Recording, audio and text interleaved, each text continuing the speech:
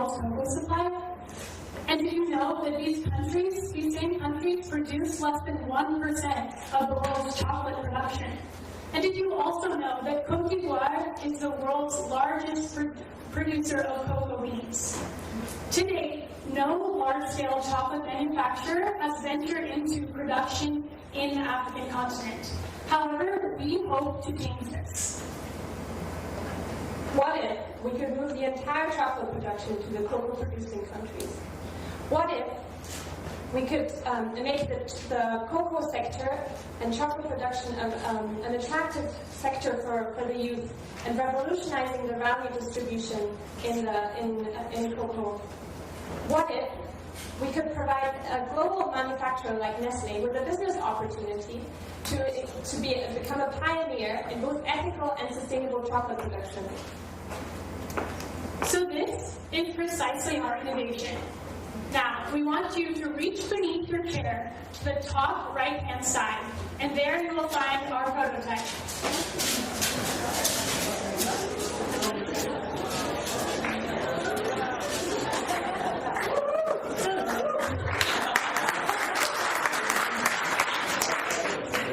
So this is a chocolate bar called Made in Africa. It's made bean to bar in Côte d'Ivoire. We want Nestlé to start a pilot project, a cocoa production, processing, and chocolate production facility, the first of its kind in Africa. We would place this in a rural community in Côte d'Ivoire. So at the moment, cocoa harvest and drying takes place in the cocoa-producing countries.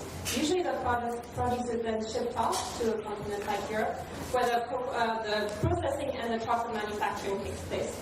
We want to set up a facility in Côte d'Ivoire at a selected location such as C4SI, which is in the south of the country, which has adequate access to infrastructure for utilities and transport.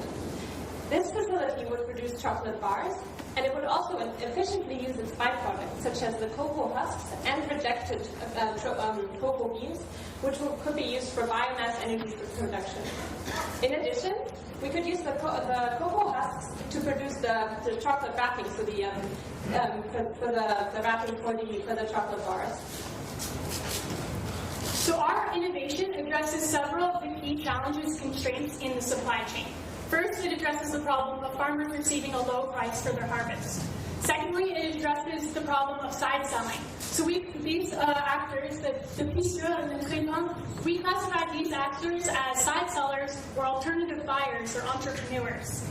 And it also addresses the issue of quality assurance and product rejection.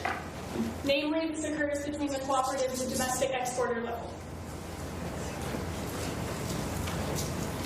In our new supply chain, Nestlé can pay the farmers a higher fixed premium price for the cocoa due to saving sourcing costs. The entrepreneurs and the cooperatives can be more formally and transparently engaged in this process by acting as sourcing and distribution agents, and thereby be engaged at a predetermined commission cost. A local Nestlé coordination unit will act as a direct liaison with the farmers, thereby creating a shorter feedback loop and ensuring higher quality cocoa. So why this innovation?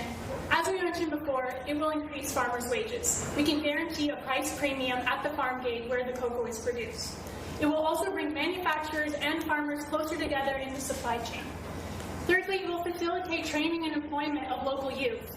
This will occur in a setting in which today many youth are migrating to urban locations to look for work. Now they'll be able to find work in rural settings, to work in manufacturing as well as in farming. And lastly, and arguably most importantly, this is a business case for Nestlé. This provides Nestlé the opportunity to take their Nestlé Cocoa Plan to another level. This will meet an increasing demand for ethical, sourceable, and traceable chocolate production. And this is our social innovation, a product made bean to bar in Côte d'Ivoire. Would you buy it? Yeah!